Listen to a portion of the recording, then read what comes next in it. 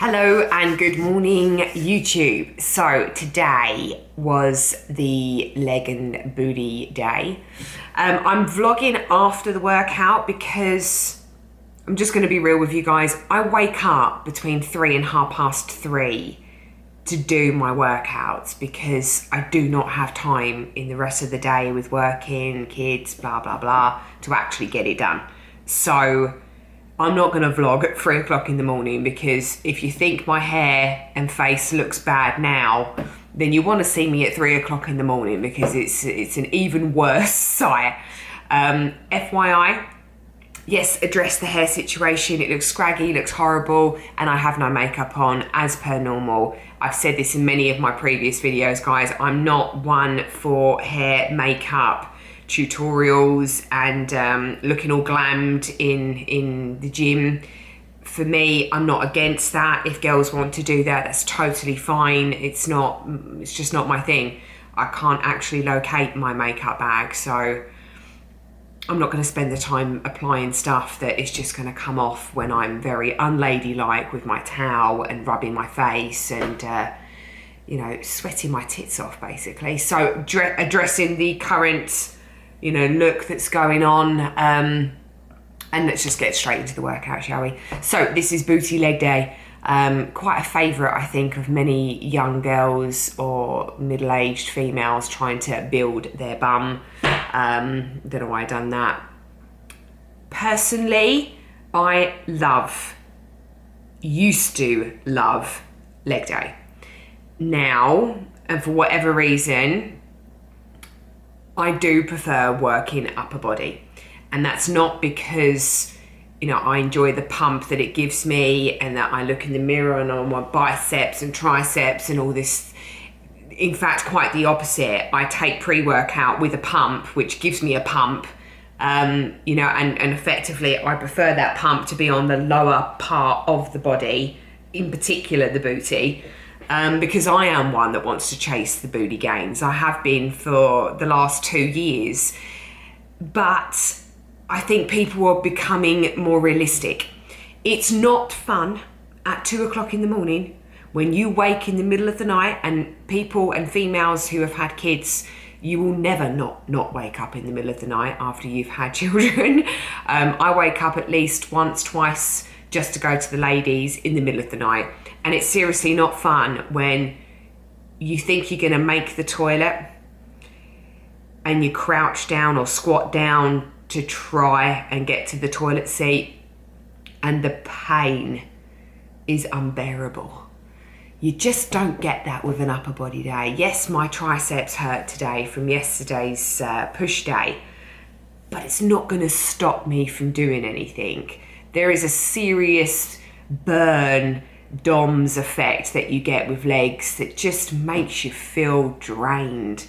And those of you that chase the DOMS and chase the ache as we all want, there just comes a point with legs and bum where you just get sick of it and you're just thinking, give me a break, because if this doesn't recover, I've got to do it again in 2-3 days time and I'm going to dread it.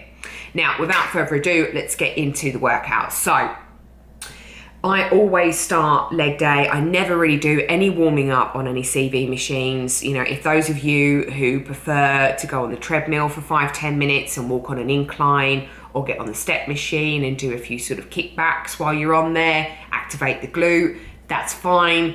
I personally just spend the first 10 to 15 minutes, I would say, doing body weight walk lunges. I do banded monster walks until basically I go up and I go down until I can't do it anymore.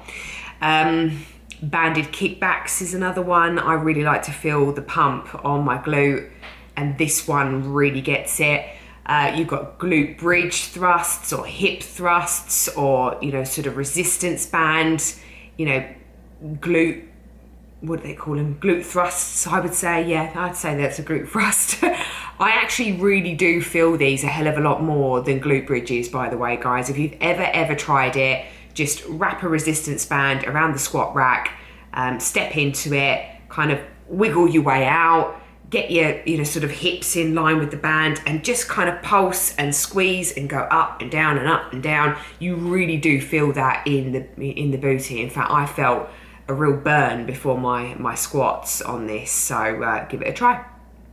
So that's everything as far as warming up before the actual main event. And I say the main event, but I still warm up with my squats. I don't just go straight into the squat rack up on the barbell and put 80 to 100 kilos on. That's not clever. So I always do warm-up sets, which in general, you're getting more volume, you're getting more sets in. Of course, they're not going to failure or fatigue, but they're certainly activating and warming up. It's like a car, you're warming up the engine before you're going to make a long journey. So with squats today, I did 5 sets.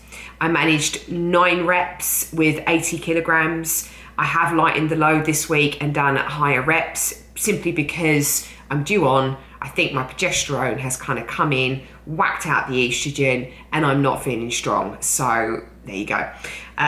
Always stick to a rest time of a minimum 3 minutes. 2 minutes is good.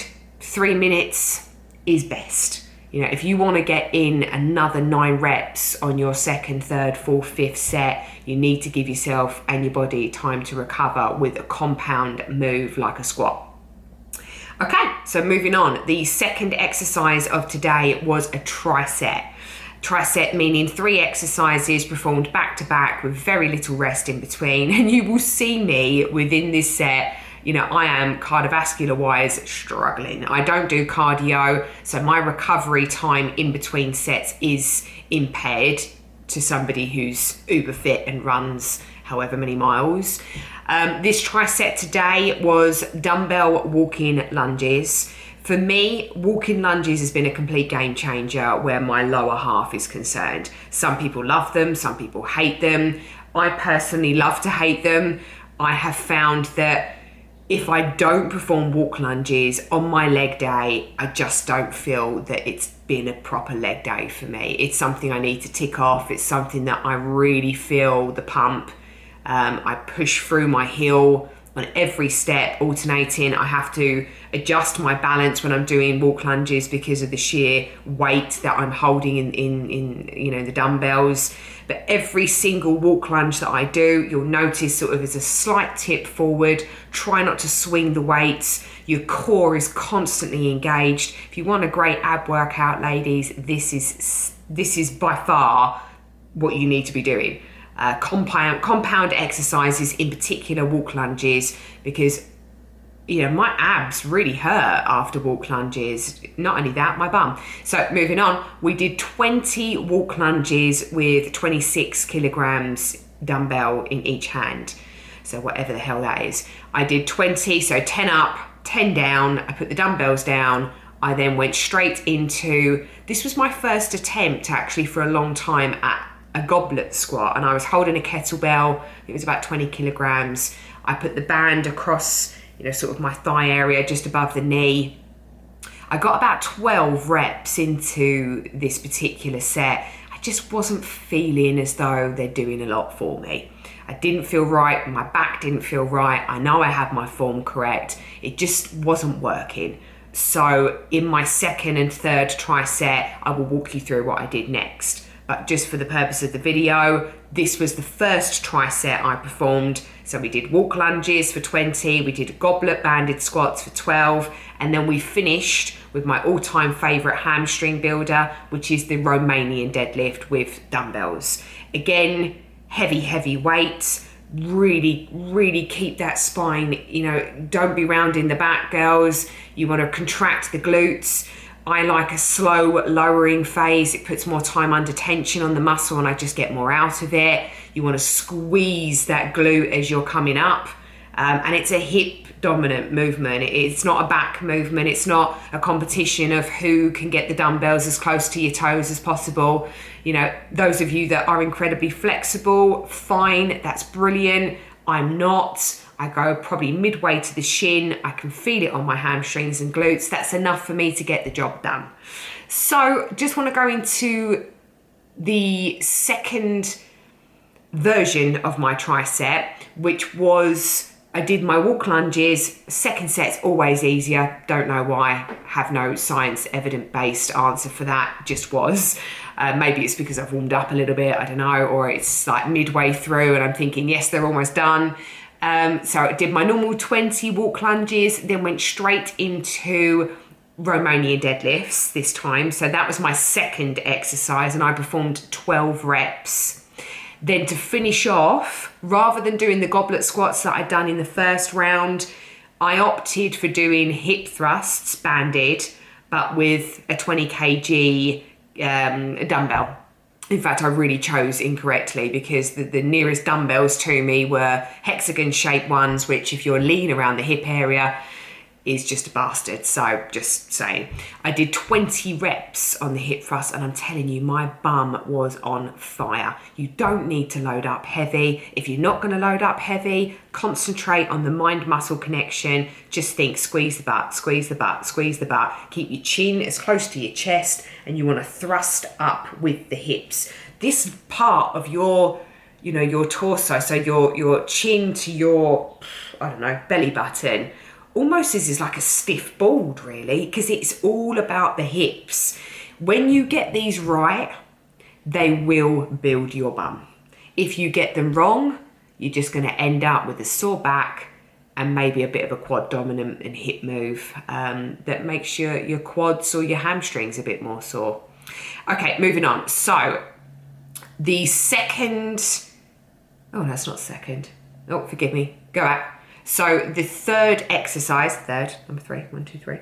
Number 3, my lord. The third exercise was another superset. I today loaded up really heavy on my leg press. I forget how much I had on. I think 225 plates and a 15 and whatever the machine was, which was 75 kilos. I don't even know how much that was. I'm not going to try and add it up. However, it was heavy.